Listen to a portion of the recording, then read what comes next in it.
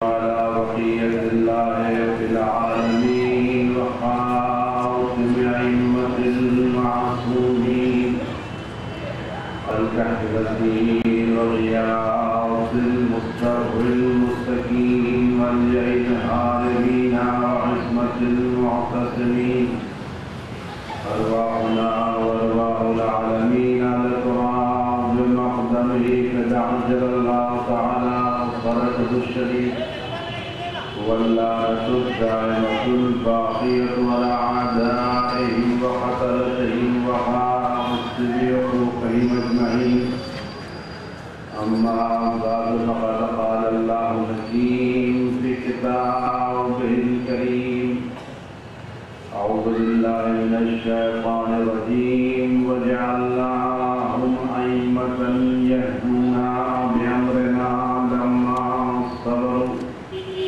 وكانوا بآياتنا يوقنون صلى الله عليه محمد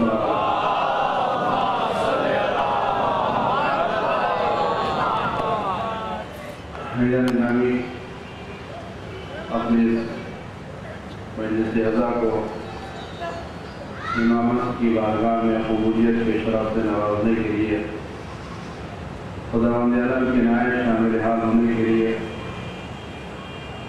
اور اس بات کے لیے کہ خداوند عالم توفیق دے کہ یہ چند لمحے اس کی مرضی کے مطابق گزر سکیں اور ہماری مجلس اعزا ہمارے آخرت کے لیے ذخیرہ ہو سکے۔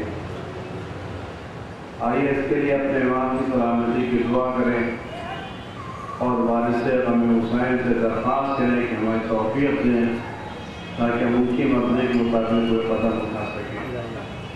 اعوذ باللہ من الشیطان الرجیم بسم اللہ الرحمن الرحیم اللہم کن لولیک الحجۃ ابن الحسن صلواتک علیہ وعلی آبائه في هذه الساعة وفي كل ساعة وليا وحافظا وقائدا وناصرا ودليلا وعينا حتى تسكنه أرضك طوعا وتمتعه فيها قليلا پروردگار بحق محمد و آل محمد رحمت و برکت ہمارے امام کی حفاظت فرما اور جو غم والم ہمارے امام سے دور فرما پروردگار ہمیں امام زمانہ کے جانے والوں کو شمار فرما امام زمانہ کا ظہور جل قرار و مقرر فرما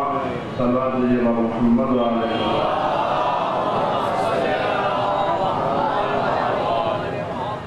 حیدر گرامی بات شروع کرنے سے پہلے ایک برادر مومن نے درخواست کی ہے کہ ان کی ہمشیرہ اور ان کی بہن بیمار ہیں۔ آئیے شہداء کربلا کے سلسلے میں اور بیمار کربلا کے سلسلے میں اللہ سے دعا کریں اور اس آیت کریمہ کی جلال سے خدا امام کی سلامتی کرتے ہیں ان کو تمام مومنین کو سلامتی عطا فرمائے۔ اعوذ باللہ من الشیطان الرجیم بسم اللہ الرحمن الرحیم امن یجیب المضطر اذا دعاہ ویکشف السوء أَمَّنْ يُجِيبُ الْمُضْطَرَّ إِذَا دَعَاهُ وَيَكْشِفُ السُّوءَ أَمَّنْ يُجِيبُ الْمُضْطَرَّ إِذَا دَعَاهُ وَيَكْشِفُ السُّوءَ أَمَّنْ يُجِيبُ الْمُضْطَرَّ إِذَا دَعَاهُ وَيَكْشِفُ السُّوءَ أَمَّنْ يُجِيبُ الْمُضْطَرَّ إِذَا دَعَاهُ وَيَكْشِفُ السُّوءَ صلوات علی محمد۔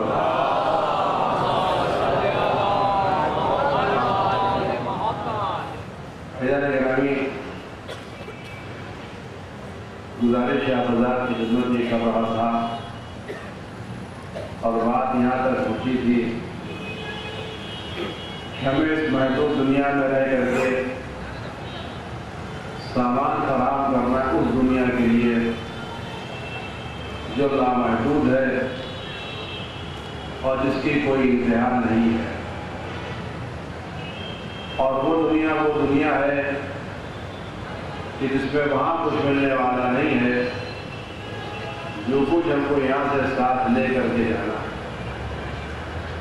تو جتنا بہتر سامان ہم یہاں سے لے کے جائیں گے اتنا ہی زیادہ آرام کے ساتھ ہمارا ہے کریں گے اور جتنا سامان لے جانے میں ہم کوتاہی کریں گے اتنا ہی وہاں کو پریشانی کا سامنا کرنا پڑے گا۔ لہٰذا اس کے لیے ضروری ہے کہ ہم ایسے رہنما کو تلاش کریں، ایک ایسے امام کو تلاش کریں کہ جو ہمیں صحیح رہنمائی کر سکیں، جو ہمیں صحیح راستے کی طرف پہنچا سکیں، جو ہمیں صحیح ہدایت کر سکیں۔ ورنہ اگر ہم نے کسی غلط انسان کو اپنا رہنما بنا لیا اور اس کی باتوں پر ہم عمل کرنے لگے تو اس کا کیا ہوگا کہ خدا بہتر جانے، لیکن ہمارا 100% نقصان ہے، اور یہ نقصان اتنا بڑا نقصان ہے کہ اس کو ہم پھر ریکور نہیں کر سکتے۔ یہ کوئی سامان نہیں کہ ہم نے بیچ دیا، خرید کے لے آئے، سب خراب ہو گیا تو دوسرا لے آئیں گے، کیونکہ زندگی ہمارے پاس ایک ہے، دو زندگی نہیں ہے۔ اللہ نے ہم کو صرف ایک زندگی دی، یہ گئی تو گئی، اور یہ زندگی کب چلی جائے اس کا کوئی ٹھکانا نہیں۔ پھر دو چار زندگی ہم اپنی جگہ میں اس زندگی میں نہیں کیا تھا تو زندگی میں کر لیں گے، یہاں نہیں کیا تھا تو وہاں کر لیں گے، اب کے نہیں تو آئندہ سال کر لیں گے، لیکن یہ تو زندگی ایک ہے نا، دو زندگی تو نہیں، گئی تو گئی۔ تو جتنا ہم کو کمانا ہے، جتنا ہم کو لے کے جانا ہے، وہ بھی ہم اکٹھا کرتے ہیں، اور اس کے لیے خدا نے اور رسول نے انتظام فرمایا ہے۔ جیسا کہ میں نے عرض کیا تھا کہ خدا نے فرمایا ہے، رسول اللہ نے فرمایا کہ میں قرآن بھی جوڑے جا رہا ہوں اور تمہارے درمیان اس طرف بھی جوڑے جا رہا ہوں، اور یہ دونوں ایک دوسرے سے جدا نہیں ہوں گے جب تک کہ میرے پاس حوض کوثر کو ملاقات نہ کر لیں۔ تو بات یہ عرض کی تھی، اگر آج قرآن موجود ہے تو حدیث ثقلین کی روشنی میں اہل بیت کی بھی فرق کو موجود رہنا ضروری ہے،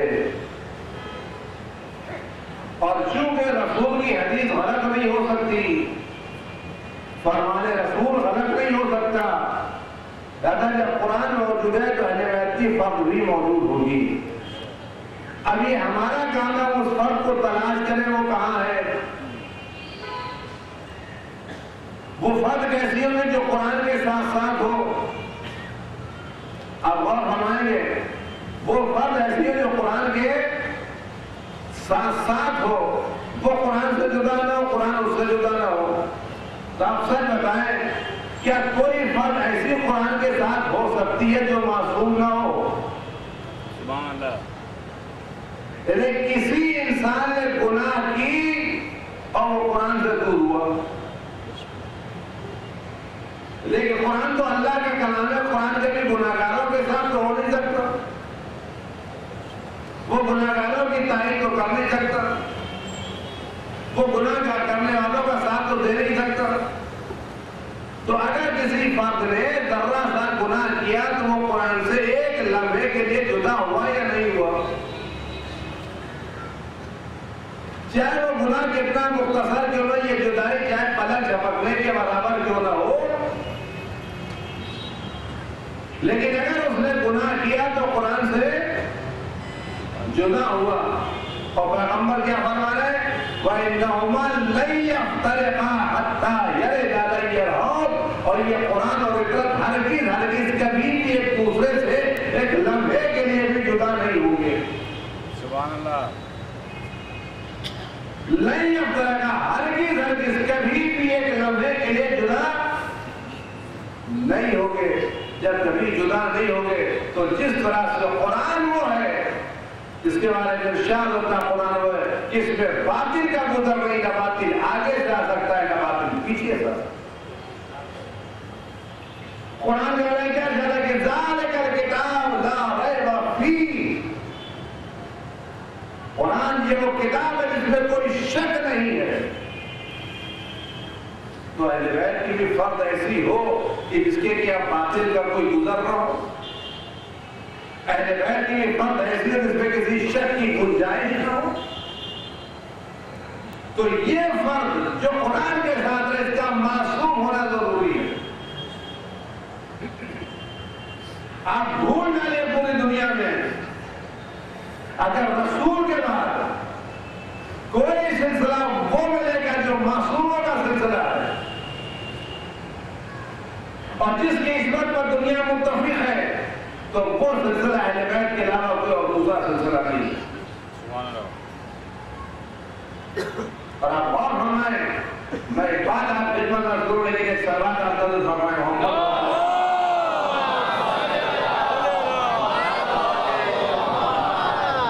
بات ہدایت کی ہے ہمیں یہاں سے وہاں تک جانے کی ہے.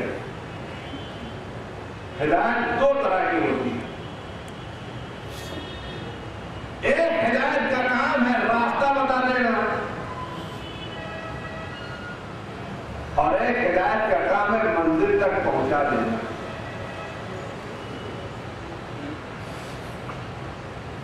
ایک آدمی یہاں سے پوچھتا ہے بھائی میں اندھیرے میں فلاں جگہ جانا چاہتا ہوں اب مجھے پتہ بتا دے آپ نے کاغذ پر لیا اور کہا میرے بعد آپ 20 راستے جائیے گا یوں جائیے گا پھر دہنے موڑیے گا پھر بائیں موڑیے گا پھر قدم چلنے کے بعد پپی سے گلی ہو جائے گی وہاں چلے جائے گی پھر وہاں جائے گی یہاں پہنچ جائیے گا. آپ نے کاغذ پر بتا دیا. اب یہ آدمی کاغذ پر پتہ دے کر کے ڈھونڈ رہا ہے اور چل رہا ہے اس کے ساتھ ساتھ تو اس کا بھی امکان ہے یہ پہنچ جائے اور اس کا بھی امکان ہے کسی غلط گلی میں موڑ جائے تو بھٹک جائے.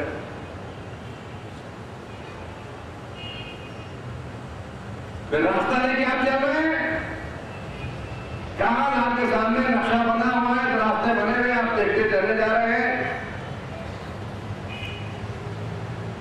تو اس کا بھی امکان ہے آپ صحیح منزل پر پہنچ جائیں. اور اگر آپ ذرا سے بھی غلط کہیں ہو گئے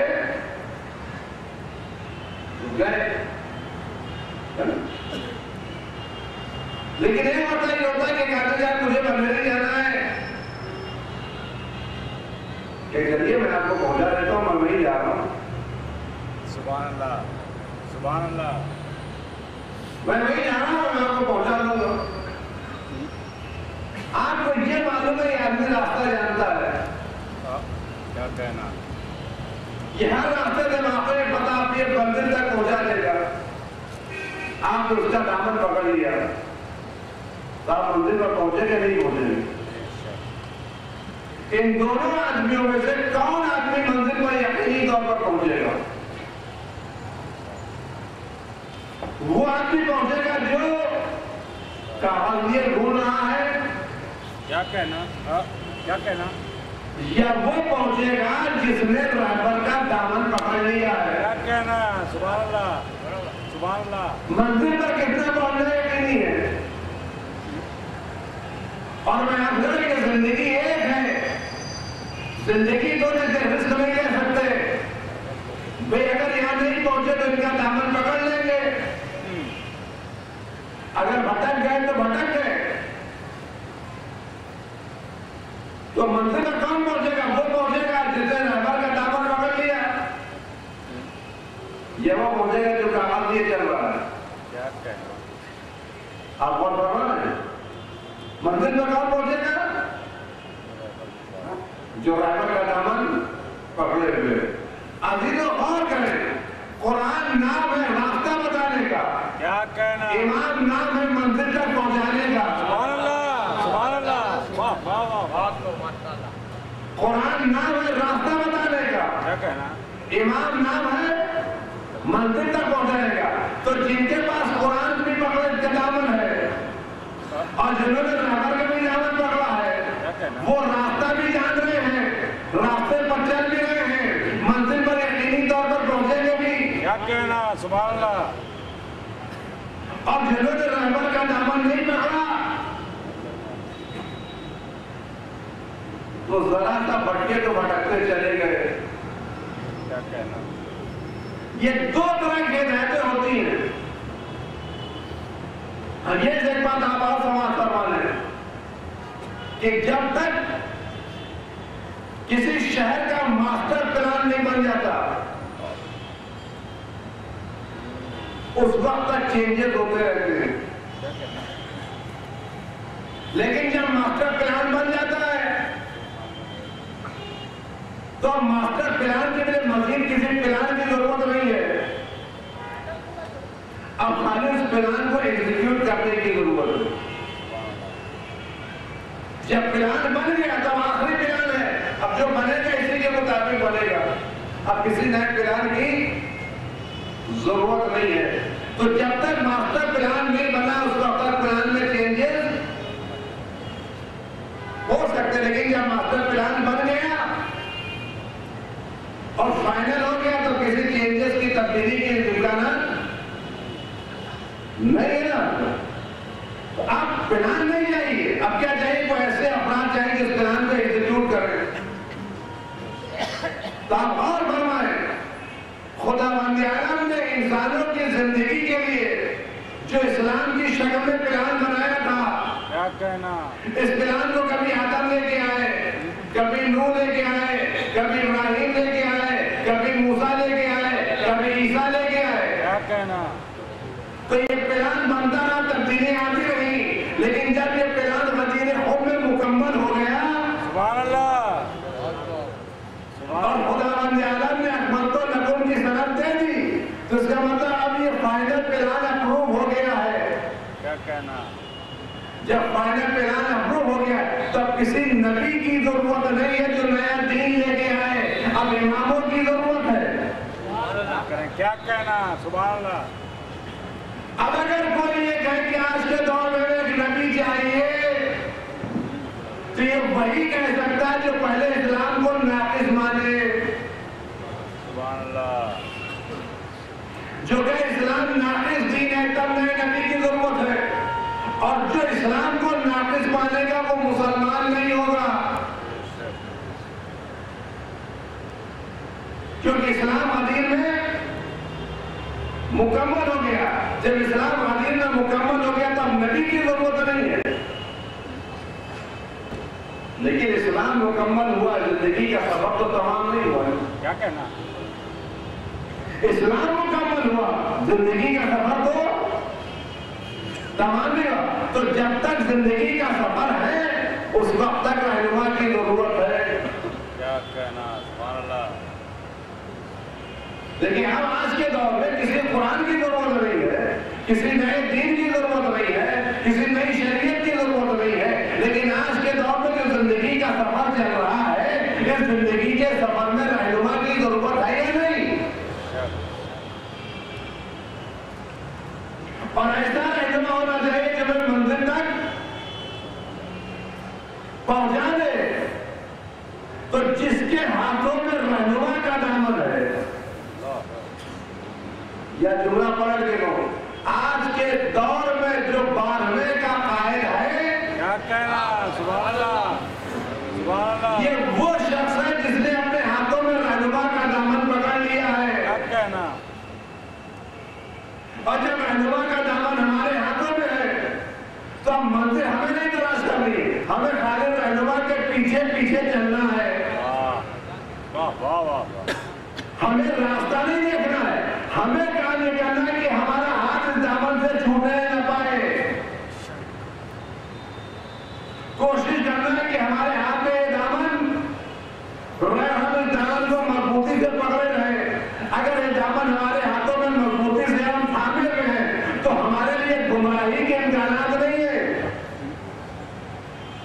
لہذا آج کے دور میں ہماری ذمہ داری ہے کہ ہم اس رہنما سے متصل ہو جائیں اور ہدایت ان سے چاہیں، ان کے نقش قدم پر چلیں، ان سے مانگیں، کیونکہ ہم یتیم نہیں ہیں، ہم لاوارث نہیں ہیں، ہمارے سر پر ہمارا امام موجود ہے، اور وہ امام موجود ہے جو ہر جگہ ہماری ہدایت کرنے کے لیے تیار ہے۔ اس کے لیے کوئی چیز راہ میں دشوار نہیں ہے۔ کوئی چیز، اور ہماری کوئی آواز اس سے پوشیدہ نہیں۔ آپ یقین جانیے کہ ہماری زندگی کا ہر عمل ہفتے میں 2 مرتبہ تفصیل کے ساتھ امام کی خدمت میں پہنچ جاتا ہے۔ روز ہر ہفتے، ایوری منڈے اور ایوری تھرسڈے، ہمارا عمل ہمارے نام کے ساتھ، ہماری خصوصیت کے ساتھ، ہماری تصویر کے ساتھ 2 مرتبہ ہفتے میں امام تک پہنچ جاتا ہے، اور امام کا حافظہ اتنا قوی ہے کہ ہم کو نام سے جانتے ہیں۔ آپ یقین جانیے اگر آپ سے کبھی امام سے ملاقات کا شرف مل جائے تو آپ کو یہ نہیں کہنا پڑے گا میں ممبئی کے اندھیری سے رہنے والا ہوں، وہ ہمیں بھی جانے کہ ہمارا نام بھی جانے، ہمارے خاندان کو بھی جانے، اور نہ صرف ہمارے نام کو، ہمارے خاندان کو، ہمارے نام کو جانیں گے، بلکہ ہمارے دل میں اٹھنے والے جذبات اور خیالات سے بھی واقف ہیں۔ دیکھیے ہماری فکر کیا ہے، یہ کوئی نہیں جانتا دنیا، ہم سب سے چھپا لے جائیں گے، ہم قسم کھا لیں گے، قرآن اٹھا لیں گے، بہانے بنا لیں گے، لیکن اپنے امام سے ہم ایک چیز چھپا نہیں سکتے، ایک چیز بھی چھپا نہیں سکتے۔ اور آپ دیکھیں امام کی خوشنودی کے ہمیں کیا کرنا چاہیے۔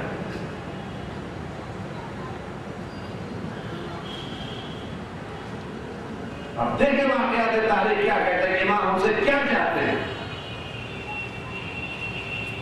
اور اس دور میں ہم امام سے مدد مانگے تو کیسے مدد مانگے۔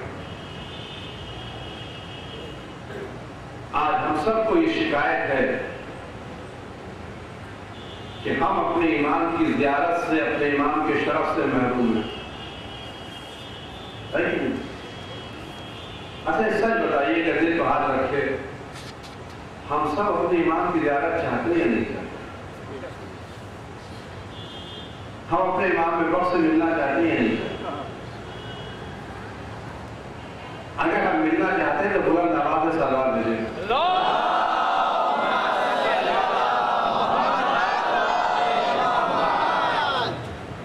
بہت زیادہ ملنا نہیں چاہتے، تھوڑا سا کم ملنا چاہتے۔ اگر واقعی ملنا چاہتے ہیں تو ایسی آواز بھیجیں کہ دل کی گہرائیوں سے سوال کریں۔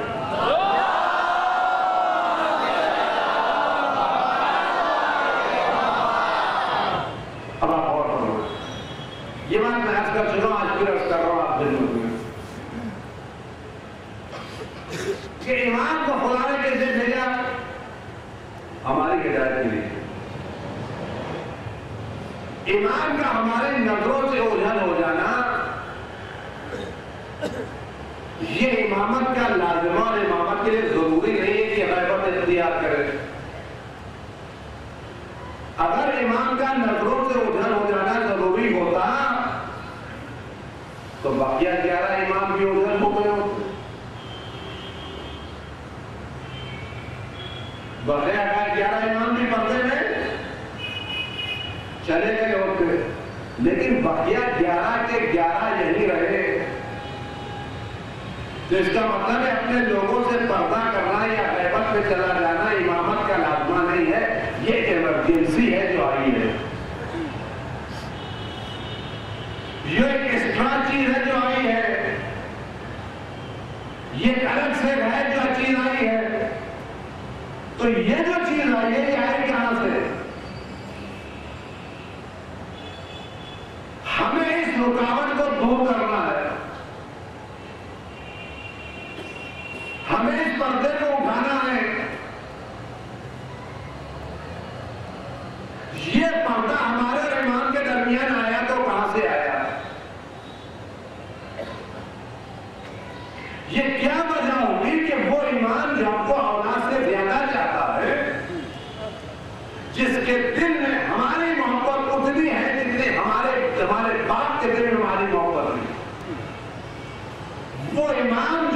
کو ہمارے والدین سے زیادہ چاہتا ہے. آپ یقین جانے ہمارے امام 12 کے 12 امام ہم کو ہمارے والدین سے زیادہ چاہتے ہیں، کیونکہ وہ خود فرماتے ہیں کہ ہم تمہیں اتنا چاہتے ہیں، اتنا چاہتے ہیں، اتنا چاہتے ہیں، اتنا دوست رکھتے ہیں کہ اگر تم میں سے کسی کو بخار ہوتا ہے تو اس کی گرمی، اس کی حرارت ہم محسوس کرتے ہیں. دیکھیے باپ بیٹے کے مرض میں بیمار طبعے کا تو پریشان تو ہوگا، لیکن آپ بیٹے کا بخار باپ کا ہاتھ دیکھ کے نہیں معلوم کر سکتے. بیٹے کا درد آپ باپ کی صورت دیکھ کے نہیں معلوم کر سکتے. لیکن امام ہمیں اتنا چاہتے ہیں کہ ہمارا درد ہمیں کم محسوس ہوتا، ان کو زیادہ ہوتا. بخار ہمیں آتا ہے، گرمی اور حرارت وہ محسوس کرتے ہیں، اور اس لیے ہمارے لیے دعا کرتے ہیں. تو جو امام ہم کو اتنا زیادہ چاہتا ہو، عزیز رکھتا ہو، وہ امام ہماری نظروں سے اوجھل کیوں ہو گیا؟ اس میں ہمارے سامنے آ جانا چاہیے.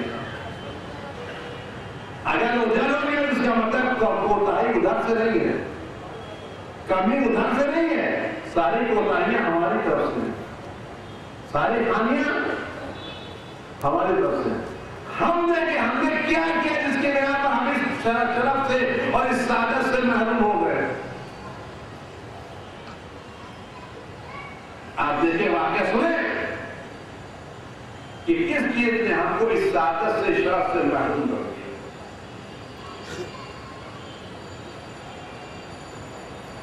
علی ابن یقین امام مصنع جعفر علیہ السلام کی طرف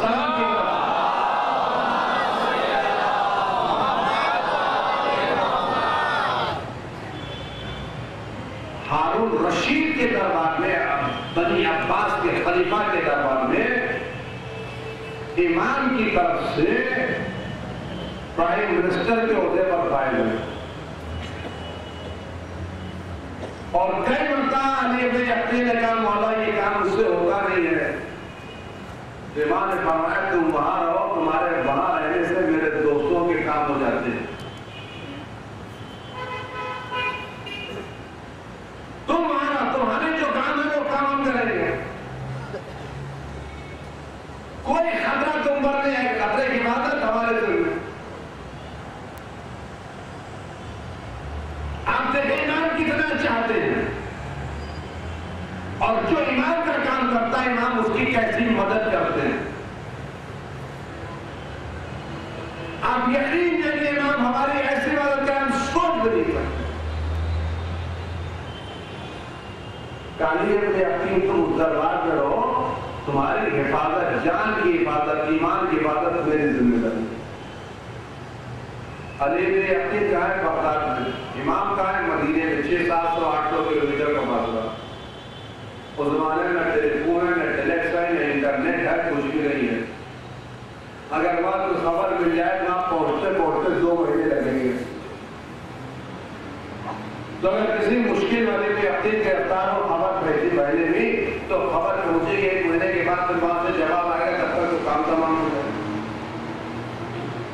لیکن ہم نے جس کو امام مانا ہے وہ خبروں پر نظر رکھتا، اس کو خبر پہنچنے میں دیر لگتی نہیں. سبحان اللہ.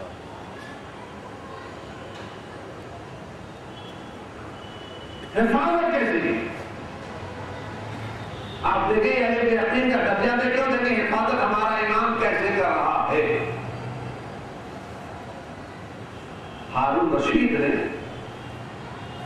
کسی نے ہارون رشید کو ایک بہت ہی عمدہ، قیمتی، گرا قیمت کپڑا تحفے میں دیا. بڑا قیمتی کام بنا ہوا سونے چاندی کا بڑا قیمتی کپڑا اس نے دیا. علی ابن یقین بیٹھے تھے، کپڑے کو لیا اور دیکھا، اور کیا علی ابن یقین یہ کپڑا اچھا میرے تحفے میں آیا ہے، لیکن میں چاہتا ہوں اس کو تم پہن لو.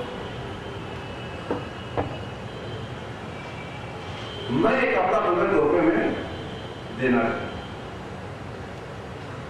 بادشاہ کو مسئلہ یہ آپ ان کی ہاں میں ہاں ملا سکتے ہیں، ان کے انکار کر سکتے ہیں، جو وہ کہہ رہے ہیں آپ کو کرنا پڑے گا، بغیر کچھ کام لے لیا گھر لائے، کپڑے کو کھولا، دیکھا بڑا قیمتی بڑا عمدہ بہترین ہے، دن میں اتنا اچھا کپڑا ہے سر میں نہیں پہنوں گا، کیونکہ بہترین کپڑا لیتا میں بہترین چیز کو امام کی خدمت میں گفٹ کر دیتا۔ ان کے پاس جو سب سے قیمتی کپڑا تھا وہ انہوں نے امام کی خدمت میں گفٹ کر دیا۔ یہ کل کا رمضان کا مسئلہ کیا ہے؟ گھر میں ہم نے اپنا فرنیچر بدلوایا، کارپیٹ بدلوائی، اب پرانی کارپیٹ کیا ہے؟ آپ کی محفل میں تو اس کارپیٹ کی ضرورت ہوگی نا، وہ بڑی اچھی ہے، میں بھجوا دیتا ہوں آپ کی، پیسہ زیادہ نجس ہو گئے دھلوا دیجیے گا۔ یہ کیوں بھیج رہے ہیں کہ اگر بیچیں گے تو بمبئی کی سلامی ایک بنگال کے بھاؤ میں جائے گی، اور جو محفل میں لے جائے گی تو نام بھی ہوگی خدا صاحب نے بھیجا ہے۔ تو خدا کے گھر میں امام کے گھر میں کون چیز آ رہی ہے؟ جو ریجیکٹڈ ہے، جو کام کی نہیں ہے نا، یہی ہوتا ہے۔ ہر ایک آن ہے وہ کپڑے جب پرانے ہو گئے، اولڈ فیشن ہو گئے، پہلے نہیں جاتے، چھوٹے ہو گئے، بچے بڑے ہو گئے،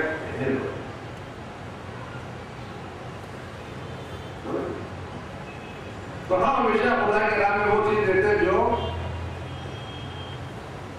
اور یہ وجہ ہوتی ہے، آپ غور کریں، بات کر رہا ہوں کہ ہم عربی مدرسوں میں اپنی اولاد میں اس بچے کو عربی پڑھانے بھیجتے جو کسی کام میں آتا نہیں ہے، جو انجینئر نہیں بن سکتا، ڈاکٹر نہیں بن سکتا، اکاؤنٹنٹ نہیں بن سکتا، کسی کام میں نہیں آتا، کیا کسی کام میں نہیں آتا تھا اس کو مولوی بنا دو، اس سے بہتر کوئی راستہ نہیں ہے۔ اور جب ریجیکٹڈ مال مدرسے میں آتا ہے تو ہم کہتے ہیں صاحب آپ کہتے کیا الٹے سیدھے لوگ نکل رہے ہیں، ارے بھیا ریجیکٹڈ مال اتنا بہتر نکل آئی، یہ مدرسے کا معجزہ یا نہیں ہے؟ کیا کہنا؟ جس کو آپ نے کسی لائق نہیں سمجھا تھا، مدرسے میں اس کو ایسا بنا دیا کہ آپ اسی کا ہاتھ چومنے لگے۔ سبحان اللہ۔ تو آپ چاہیے ہمارے کیا کہ جو ریجیکٹڈ چیز ہے، اگر ہم چندہ لکھیں گے نا تو نوٹ میں وہ نکالیں گے جو پرانی والی ہے، نہیں لے دیں گے۔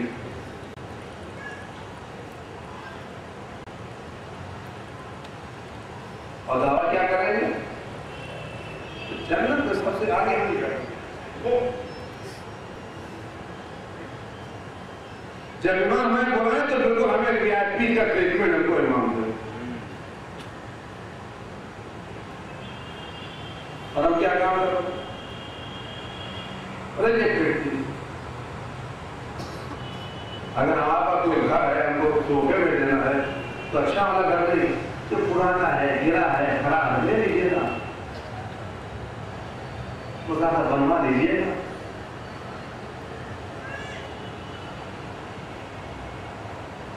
یہ دیا ہے کہ نہیں؟ لیکن جو ایمان کے چاہنے والے جن کے ایمان خبر رکھتے تھے، انہوں نے امام کی خدمت میں سیکنڈ چیز نہیں دی جو ان کے گھر میں سب سے قیمتی چیز تھی، کوئی امام۔ سبحان اللہ۔ جو ہمارا آپ سب سے بہتر ہے تو سب سے بہتر کپڑا آپ کے لیے، یہ میرے لیے مناسب نہیں، آپ پہنے تو سب سے بہتر چیز نکال کے امام کی خدمت میں۔ میں نے کیا کہ آپ کام کریں، امام آپ کی حفاظت کریں، اور اس کپڑے کو جب بھیجا تو عطر لگا کر کے، خوشبو لگا کر کے، مسک لگا کر کے، اور اس کے بعد اور بہت سارے تحفے بھیجے۔ آپ بھی تحفہ لے کے امام کے پاس آیا، امام نے تحفہ کھولا، باقی چیزیں رکھ دی، اور اس کپڑے کو لپیٹا، اور جو آدمی آیا تھا کہ اس کو لے حفاظت سے لے جاؤ، اور علی ابن یقین کو جا کے دینا کہ اس کپڑے کی حفاظت کرنا، اس کی حفاظت میں کوتاہی مت کرنا، ان کو کسی کو دینا نہیں، اپنے پاس رکھنا۔ اس کپڑے کو لے جاؤ، اور ان نے اس کپڑے کی حفاظت کرنا، یہ قائد ہونے کا ہے کام ہے۔ دیکھیے امام حفاظت کہتے ہیں، کپڑا آیا، علی نے اپنے اس کو لے کر کے صندوق میں رکھ کے حفاظت سے رکھ لے کے خراب نہ ہونے پائے، کوئی مسئلہ نہیں۔ علی ابن یقین کا رتبہ دھیرے دھیرے ہارون کی نظر میں بڑھتا رہا، اور جیسے جیسے رتبہ بڑھتا رہا ویسے ویسے دشمن جلتے رہے، حسد کرنے والے جلتے رہے، آگ لگاتے رہے۔ ایک دن جب ہارون کا موڈ کچھ خراب تھا یا ٹھیک تھا، علی ابن یقین سے کچھ ناراض تھا، تو صاحب نے موقع پا کے جملہ کہا کہ آپ جن پر اعتماد کر رہے ہیں، جن کو آپ وزیر اعظم بنائے ہوئے ہیں، پرائم منسٹر بنائے ہوئے ہیں، جن کو آپ کا قلم دے دیا، ساری چیزیں سونپی ہیں، آپ کو پتا کہ یہ کیا ہے؟ یہ آپ کے آدمی نہیں، ان کے آدمی۔ اور ایک بات میں آپ سے کہوں، اپنے پاس رکھیے گا، رات کی بات آپ سے کہہ رہا ہوں، کسی سے کہا نہیں کیا کہ وہ جو اس دن آپ نے قیمتی کپڑا دیا تھا، خدا کے ہاں سے آیا تھا، آپ کو یاد ہوگا وہ قیمتی کپڑا ہے، وہ جو آپ نے علی ابن یقین کو دیا تھا، وہ قرون نے فوراً ہی وہاں بھیج دیا، تو آپ یہاں سے لیتے ہیں اور وہاں بھیج رہے ہیں، اور دھیرے دھیرے آپ کی حکومت کی جڑیں کاٹ رہے ہیں۔ لیکن والے بڑے مزیدار ہوتے ہیں، آپ کو اس فن میں جوڑنے والے کم ماہر ملیں گے، لیکن توڑنے والے بڑے ماہر ملیں گے، بڑے فنکار ملیں گے، بڑے مزے سے توڑ دیتے ہیں۔ اور لگا دیا ہارون کو غصہ نہیں، کہا علی ابن یقین، مجھے میں نے تم کو کپڑا دیا تھا، وہ رکھنے کے لیے نہیں دیا تھا، ذرا کبھی پڑھنا بھی کرو، اور اگر مناسب ہو تو ایک دن دے دو، میں پہ پہن کے جانا چاہتا ہوں، دے دو پہن کے آؤ، یا کبھی ہو تو لے آنا، میں دیکھنا چاہتا ہوں کیسا اسی جیسا دوسرا بناؤں گا۔ یہ کیا سمجھے؟ یہ تو گیا۔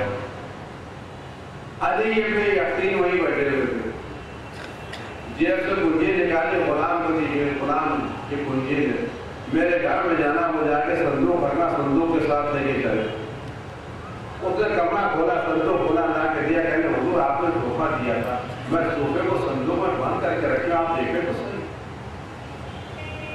اب جو آنے کو انہوں نے صندوق کھلا، دیکھا وہ کپڑا بالکل خوشبو میں پسا ہوا، معطر رکھا ہوا، تو نکالا کہ جیسا تھا پیسے کا ذرا اس میں خرابی نہیں تھی۔ جب سے اٹھا کے دیکھا کہ ہارون کھڑا ہو گیا کہ میں آج کے بعد سے کسی کی شکایت تمہارے لیے قبول نہیں کروں۔ سبحان اللہ۔ آپ سچ بتائیے حفاظت کس نے کی؟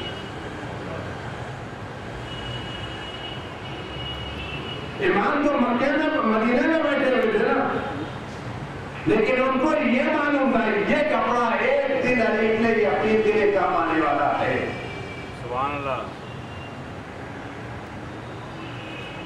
تو ہمارا رحمت اگر ایمان سے ہوگا تو ہمارا ایمان بھی ہماری ایسے ہی حفاظت کرے گا،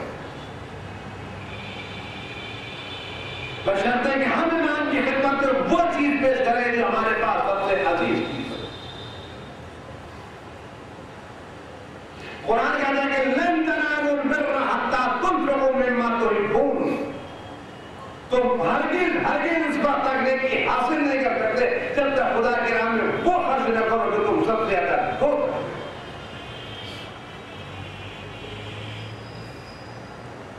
سب سے قیمتی چیز خدا کی بارگاہ میں، اور یہ سودا نقصان کا نہیں ہوگا، جتنی قیمتی چیز ہم دیں گے خدا اتنا ہی قیمتی ثواب ہوگا۔ نقصان کا سودا نہیں.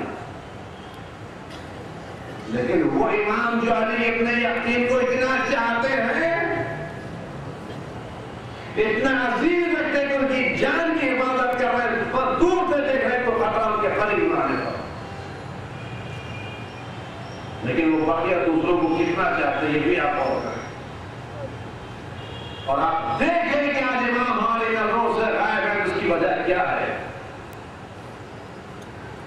یہی علی ابن یقین حج کرنے آئے،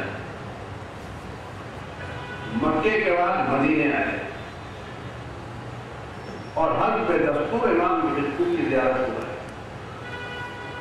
امام سے بات کر لوں، تحفہ لے لوں، نصیحتیں لے لوں، دعائیں لے لوں، تعریف لے لوں، دیکھ لوں. اب جو امام کے دروازے پر علی ابن یقین آئے، علی ابن یقین نے پیغام کہلایا کہ مولا میں ملنے کے لیے آیا ہوں، تو امام نے ملنے کا وقت نہیں دیا. کہا میرے پاس تمہارے ملنے کا وقت نہیں. ایک دن گئے، 2 دن گئے، 3 دن گئے، لیکن امام نے کہا ہم اور آپ ہوٹل جا کے گھروں میں وقت نہیں، کبھی آ کے مل لیں گے. لیکن امام کے چاہنے والے امام کے مزاج سے واقف تھے، سمجھ گئے کہیں نہ کہیں غلطی میری ہوئی، کچھ نہ کچھ مجھ سے غلطی ہوئی ہے، اور اس غلطی کے بنا پر آج مجھے سزا ملی. میں اس وقت تک جاؤں گا نہیں جب تک اپنے کو معاف نہیں کروں. مجھے یہ بھی لعنتی ہوتا نہیں چاہیے. مجھے تو امام کی خوشنودی چاہیے، مجھے امام کی زیارت چاہیے، امام کی ملاقات چاہیے. اگر میرا امام مجھ سے ناراض ہے تو میری زندگی کا فائدہ کیا، وجود کا فائدہ کیا ہے؟ ایک دن آئے، اب پیغام لے گیا، دروازے پر بیٹھے. کبھی تو سواری گھر سے نکلے گی، کبھی تو مسجد میں زیارت کرنے جائیں گے، کبھی تو گھر سے باہر نکلیں گے. نہ معلوم کتنے دن تک بیٹھے رہے. ایک دن امام نکلے، اور جیسی سواری کو سوار ہوئے علی ابن یقین نے سواری کا قدم پکڑ لیا. کہا مولا میں اس سے پہلے آتا تھا، آپ کی زیارت کے لیے ملاقات کا وقت فوراً مل جاتا تھا. آپ کی مقدم میں حیران ہوں، بار بار آپ سے عرض کر رہا ہوں، اجازت چاہ رہا ہوں، لیکن مجھے اجازت نہیں مل رہی ہے. مولا میری کوتاہی ہے، اس کو غور سے سنیں گے. اور حسین اور کربلا والوں کے واسطے سے دعا کریں کہ یہ واقعہ میں پڑھ بھی سکوں، آپ کے دلوں میں اتر بھی سکے، اور خدا ہمیں اس واقعے پر عمل کرنے کی توفیق عطا کرے. صلوات دیجیے پر محمد.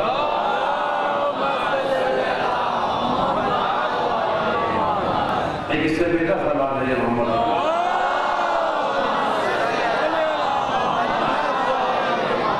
اس کو دیکھیں آج امام اگر ہم سے پردے میں ہے، ہم سے ملاقات نہیں کر رہے ہیں تو وجہ کیا ہے؟ اس لیے ایک واقعے میں وہ سارے واقعات چھپے ہوئے لگے چکے کہ آج ہمارا امام وقت ہم سے دور کیوں. کہ مولا میں ملنے کے لیے آتا تھا، اجازت مل جاتی تھی، اب کی مجھے اجازت نہیں ملی. امام نے علی ابن یقین کو دیکھا، فرمایا علی ابن یقین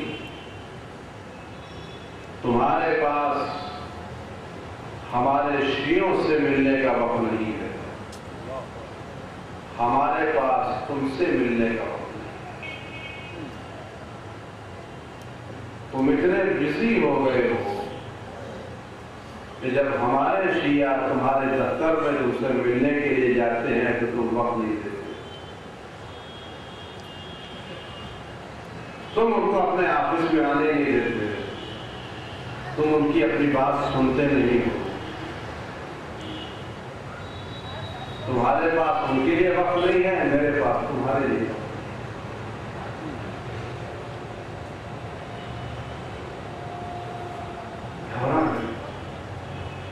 تو مولا کیا ہو؟ ہو گئے. کہ تمہارے پاس کوفے سے ابراہیم میں جمال گئے تھے. جمال یہ اونٹ کرانے والے چلوائے معمولی. ابراہیم جمال ایک معمولی آدمی، غریب آدمی، کوفے سے ہمارا شیعہ تم سے ملنے کے لیے اولاد گیا اور تمہارے پاس پیغام کہلایا لیکن تم ملے نہیں، اس کا دل ٹوٹ گیا، وہ چلا آیا، ہم تم سے نہیں ملے۔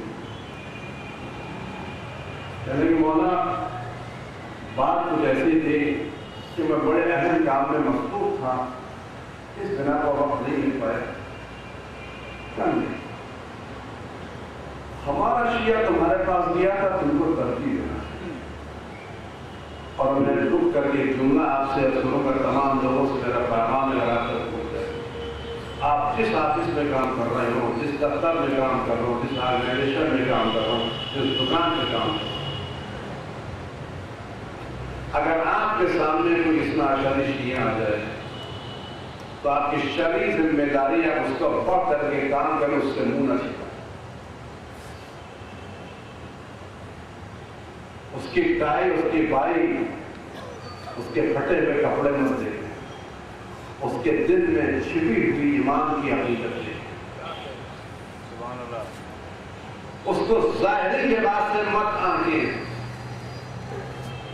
اس کے دل میں محبت کا جو چراغ جل رہا اس کے روشنی کو دیکھیں، چاہے آفیسر کے عہدے پر فائل ہو، چاہے کسی اور عہدے پر، کہیں بھی اگر کوئی اثنا عشری ہے یہ ان تمام چیزوں کا کفارہ ہوگا جو ہم کام کے دوران گناہ کرتے رہتے ہیں۔ مومنین کی مدد کرنا کفارہ ہے ان گناہوں کا جو اس کام کے دوران ہم سے سرزد ہو جاتے ہیں۔ میں نے کیا تھا کہ امام کی مدد مجھے چاہیے، تو مولا ملاقات کی وجہ کیا ہوگی کہ جب تک ابراہیم جمال راضی نہ ہو اس وقت تک میں تم سے ملوں۔ آپ سچ بتائیں، ہم اور آپ اپنے امام سے ملنے کی تمنا رکھتے ہیں، کتنے لوگ ہیں جو ہم سے ناراض ہیں، کتنوں کو ہم نے دل دکھایا ہے، کتنوں کی ہم نے توہین کی ہے، کتنوں کی ہم نے امیدیں توڑی ہیں۔ ان چیزوں کو رکھنے کے بعد ہم یہ تمنا کریں زہرا کا لال ہم سے ملنے چلا ہے،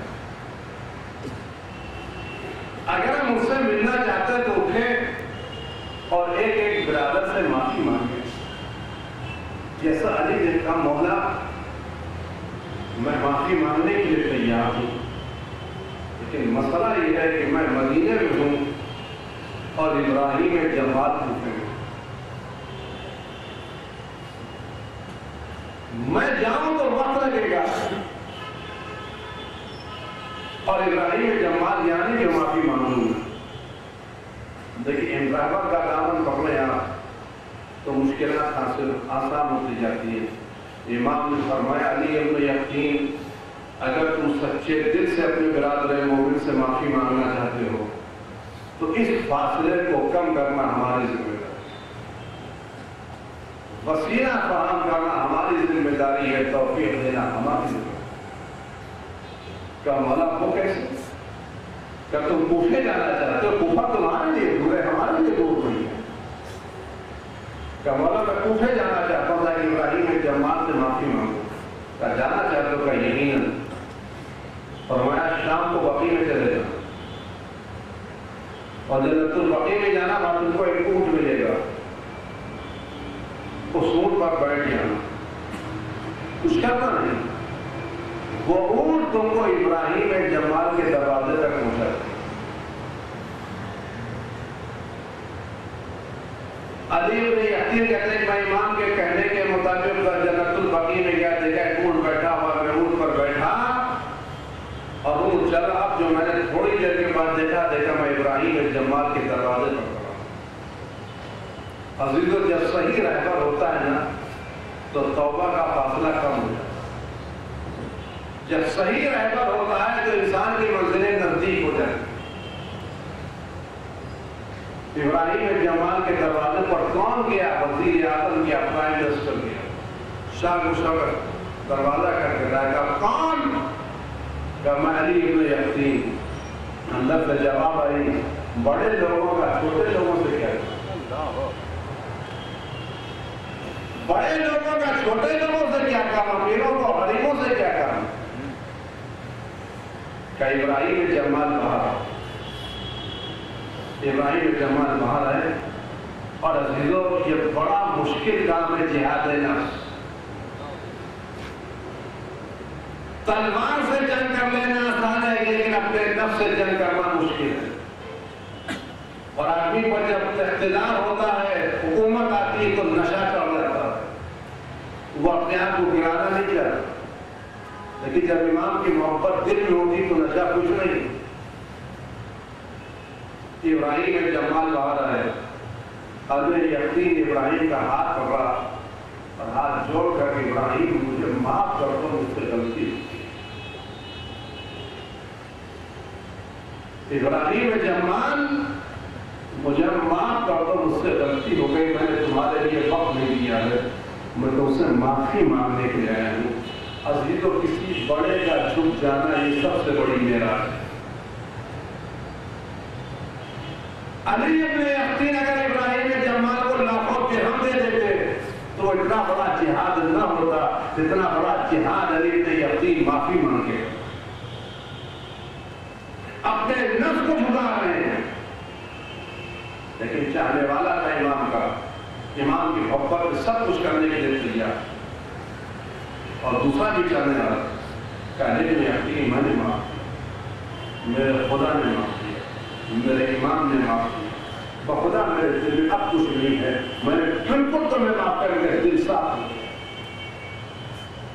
کہانی ایسا نہیں، ایک کرنا کیا کہ میں اپنا منہ زمین پر رکھتا ہوں اور تم اپنا پیر میرے منہ پر رکھو۔ علی ابن یقین ابراہیم جمال نے کہا علی ابن یقین یہ نہیں ہو پائے کہ تمہیں امام مسلم جعفر کے قتل نہیں ہو۔ علی ابن یقین معمولی آدمی ہے، وزیر اعظم ہے، پرائم منسٹر نے سر زمین پر رکھا۔ ابراہیم جمال کا ایک چرواہے کے غریب آدمی کا پیر اٹھا کر سر پر رکھا، اس غرور پر رکھا جس میں وزیر اعظم کو سر پر رکھا، اور کہا علی ابن یقین غرور کا مزہ چکھو، علی ابن یقین تکبر کا مزہ چکھو، علی ابن یقین اب کبھی تکبر سے پیش نہ۔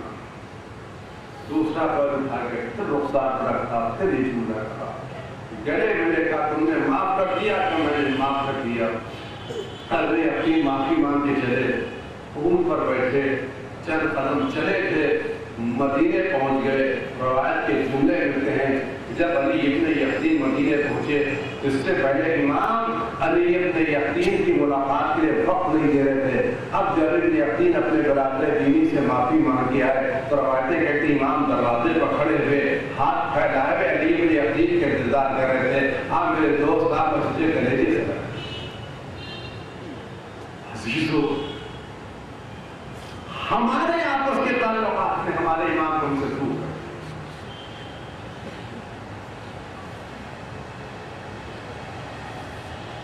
میں جملہ بار بار کہتا ہوں امام وقت کے لیے کہ رونے کے لیے کربلا والوں کا غم کم نہیں ہے، ہم اپنے گناہوں سے اپنے امام کو مزید رونے کے اسباب فراہم کریں۔ عزیز و امام سے فریاد کرنے کے لیے ایک استغاثہ ہے، خاص کر ان لوگوں کے لیے میں آپ کے دینا چاہتا ہوں جن کے بچے پریشان، جو بچے امتحان دے رہے ہیں، جو مشکلات میں گرفتار۔ بڑا مجرب ہے، آپ 2 رکعت نماز پڑھی صبح کی طرح سے، اور یہ ایک شفے کا استغاثہ ہے۔ اگر کھلے آسمان سے کھڑے ہو کر کے پڑھ سکتے ہیں تو کھلے آسمان سے پڑھیں، نہیں تو اپنے گھر میں قبلہ رخ ہو کر کے امام سے پڑھیں اور کہ السلام علیکم السلام۔ یہ چھوٹا سا استغاثہ ہے، کچھ برادران دینی نے کل محبت فرمائی ہے، کچھ ہاتھ کے رکھا ہے۔ میرے خیال آپ کو جہاں پر نیاز تقسیم ہوتی ہے وہاں یہ مل جائے گا، یہ اردو میں بھی ہے اور انگریزی میں بھی ہے، آپ اس کو لے جا کے پڑھیں اور اپنے امام سے فریاد، اپنے امام میں وقت سے اپنی مشکلات بیان۔ بچہ پڑھ نہیں رہا ہے تو بیان کریں، مریض صحت یاب نہیں ہو رہا ہے تو بیان کریں، گھر کی پریشانی ہے تو بیان کریں. عزیز جو کچھ آپ کے پاس پریشانی ہے آپ پریشانی سے مت گھبرائیں. آپ کے پاس مشکل کشا کا بیٹا ہے. آپ کے پاس حلال مشکلات ہوں. مت گھبرائیے مشکلات سے. آگے بڑھیے. دین کے کام کو آگے بڑھائیے. دین کے مشن کو آگے بڑھائیے. دیکھیے آپ کا امام آپ کا انتظار کر رہا ہے. اب میں بات یہ تمام کر کے منزل بنانا چاہتا ہوں اس کے لیے جو معال مجلس ہے. عزیزوں میں نے عرض کیا تھا یہ مجلس اعلیٰ بہترین ذریعہ ہے امامت سے قریب ہونے. یہ ہمارے آنسو یہ وہ ذریعہ جس کے ذریعے سے اپنے امام وقت سے قریب ہو سکتے. حسین کے غم میں آنسو کا میں آپ سے کیا عرض کروں. ابھی یہ مجلس شروع ہوئی تھی کہ آج دیکھتے دیکھتے نویں کی رات آ گئی. اب حسین چند دن کے اور مہمان ہیں. جو آئندہ سال زندہ رہے گا وہ پھر حسین کا ماتم کرے گا. ورنہ اگر ہماری یہ زندگی کے آخری سال ہوئے تو ہم ہیں ہمارا یہ امام کا آخری سلام. زہرا کے لال ہم ابھی تو آپ کے کسی بھی عزیز کا جی بھر کے ماتم بھی نہ کر سکے. کسی ایک پر جی بھر کے آنسو بھی نہ بہا سکے. میرے مولا ابھی تو کسی پر نہ رو سکے. کیا کرام عباس پر ہوئے. ہم عباس پر کیا روئیں گے جتنا حسین ہوئے. جناب عباس کے بارے میں ملتا ہے کہ جب حسین نے عباس کی خبر سنی تو فرماتا ہے ران ان کے ترندری اب میری خبر ٹوٹ گئی. اور عزیزوں جس کی خبر ٹوٹ جائے وہ چلے تو کیسے چلے. وہ قدم بڑھائے تو کیسے بڑھائے. آج ہمارے بزرگوں نے یہ دستور رکھا ہے کہ آج 9 کی رات ہے ہم علی اکبر کا ماتم کریں گے. حسین کو ان کے جوان کا قصہ دیں گے. حسین کو شریعت پیغمبر کا قصہ دیں گے. کہتے جناب یہ علی اکبر اتنے حسین تھے کہ جب کبھی باہر نکلتے تھے تو ان کے چہرے پر لگام پڑی ہوتی تھی کوئی ان کو دیکھ نہ پائے. اور کیسا بیٹا اور کیسا باپ. حسین اپنے بیٹے کو کتنا چاہتے تھے. حسین کربلا کی طرف جا رہے ہیں. حکمت امام حسین کی آنکھ لگی. اب حسین نے جو آنکھ کھولی تو زبان پر جملے تھے انا للہ و انا الیہ راجعون.